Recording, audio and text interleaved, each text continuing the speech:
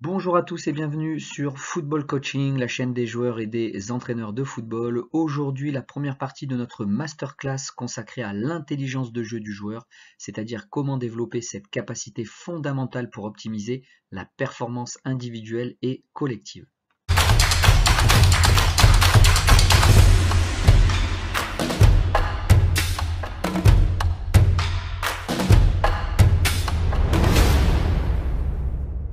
Au sommaire de notre masterclass, 3 parties qui nous permettront de développer les thématiques autour de l'intelligence de jeu du joueur. Une première partie qui concernera l'entraînement cognitif.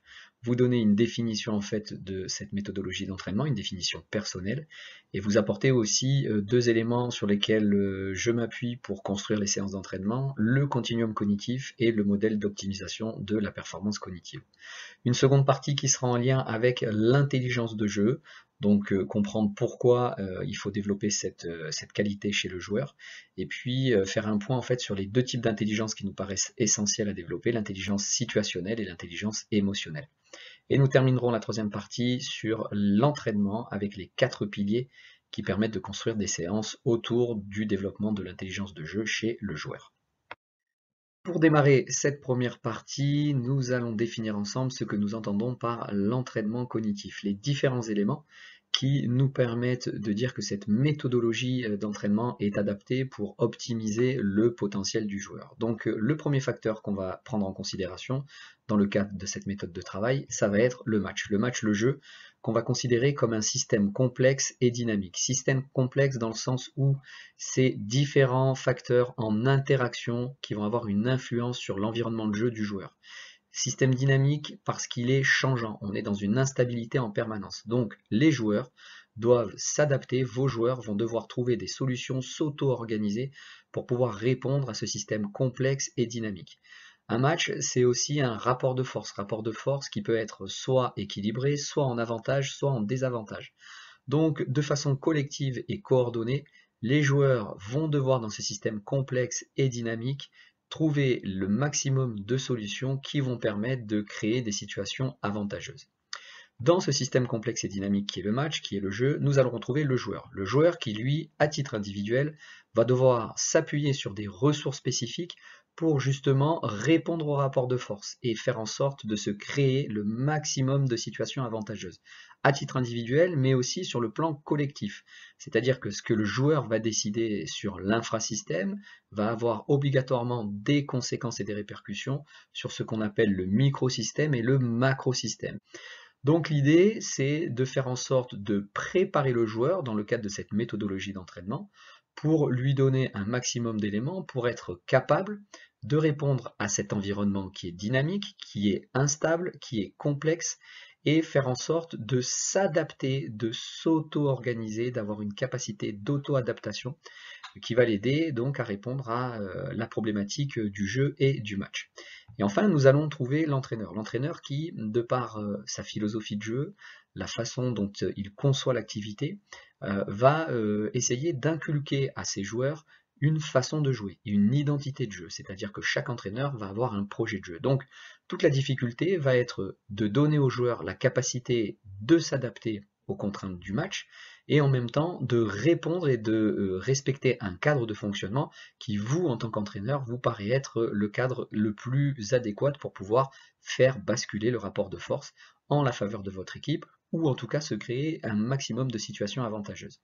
Donc l'idée de cette méthodologie d'entraînement, c'est quoi? C'est partir du principe qu'elle va optimiser l'intelligence de jeu du joueur, parce que l'intelligence de jeu, c'est ce qui va permettre de répondre à la dynamique et à la complexité du match. Vous allez créer les conditions qui vont permettre aux joueurs d'apprendre à interpréter le jeu, à le comprendre, à le construire et être à l'initiative des actions, décider toutes les actions qui vont être efficaces pour prendre avantage sur l'équipe adverse.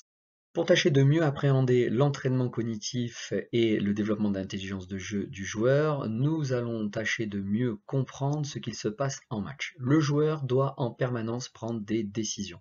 Ces décisions sont en lien avec le jeu, les configurations du jeu et leurs évolutions. La façon dont il perçoit son environnement va forcément avoir un impact sur les décisions qu'il prend. Sauf que les décisions qu'il va prendre vont forcément aussi avoir un impact sur l'évolution du jeu. C'est donc un continuum qui s'effectue en permanence et dans le cadre de ce continuum, le joueur doit être en capacité de percevoir son environnement pour agir et d'agir pour percevoir son environnement. On va être un petit peu plus précis en vous donnant un exemple concret. On va prendre le milieu de terrain qui est entouré en bleu sur le schéma et partir du principe qu'il a perçu dans son environnement un espace qui était favorable pour se créer une situation avantageuse. Il décide donc de se déplacer dans cet espace. C'est le jeu qui lui a fait prendre la décision. L'espace entre les deux lignes lui a permis de se déplacer, de créer une situation en avantage, parce qu'il estime qu'à ce moment-là du match, son déplacement va être le meilleur déplacement pour pouvoir mettre son équipe dans les meilleures situations possibles. Forcément, la décision qu'il va prendre va impacter l'environnement de jeu. Par exemple, les défenseurs qui vont vouloir fermer les lignes de passe et donc se déplacer. Les déplacements des défenseurs et les décisions qu'ils vont prendre vont avoir un impact sur l'environnement de jeu, puisque ça va créer d'autres espaces qui vont être peut-être exploitables pour mes partenaires.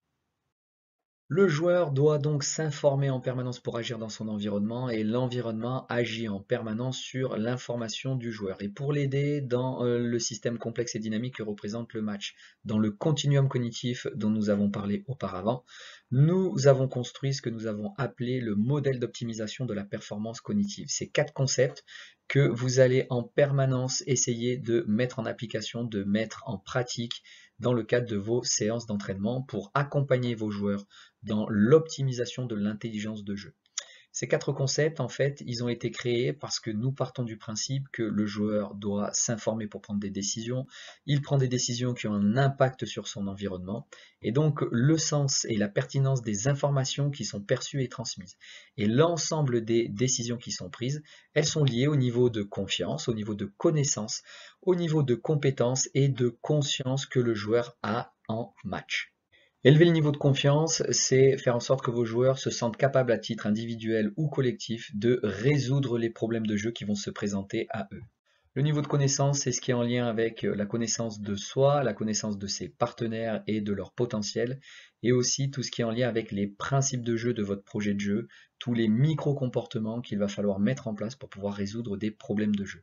Le niveau de compétence, c'est développer tous les savoir-faire qui vont aider le joueur à agir dans l'environnement dans lequel il se situe et à entraîner les solutions qui vont être les plus adaptées possibles.